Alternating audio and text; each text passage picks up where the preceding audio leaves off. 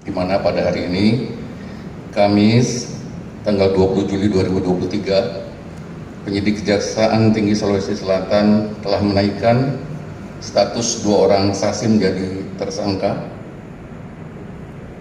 dalam perkara tindak pidana korupsi penyimpangan, penetapan nilai pasar atau harga dasar pasir laut pada Badan Pengelolaan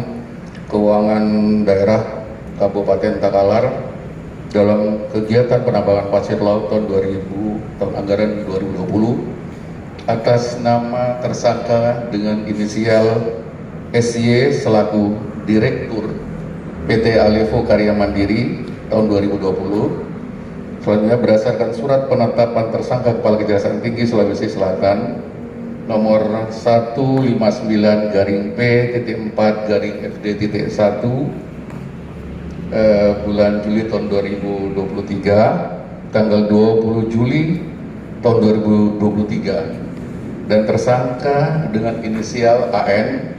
selaku Direktur Utama PT Banteng Laut Indonesia, di mana berdasarkan surat penetapan tersangka Kepala Kejaksaan Tinggi Sulawesi Selatan nomor 160-P.4-FD.1/07/2023 tanggal 20 Juli 2023 bahwa SY dan AN ditetapkan sebagai tersangka setelah penyidik mendapatkan minimal 2 alat bukti yang sah sebagaimana yang diatur dalam pasal 184 ayat 1 KUHP,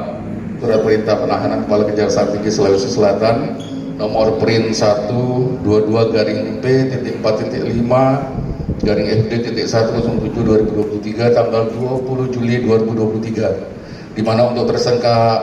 dengan inisial AN tadi berdasarkan Surat Perintah Penahanan Kepala Kejaksaan Tinggi Sulawesi Selatan nomor Prin 123-P.4.5-FD.107/2023 tanggal 20 Juli 2023, di mana masing-masing selama 20 hari terhitung sejak hari ini tanggal 20 Juli tahun 2023 sampai dengan tanggal 8 Agustus 2023 di Lembaga Pemasyarakatan kelas 1 Kota Makassar.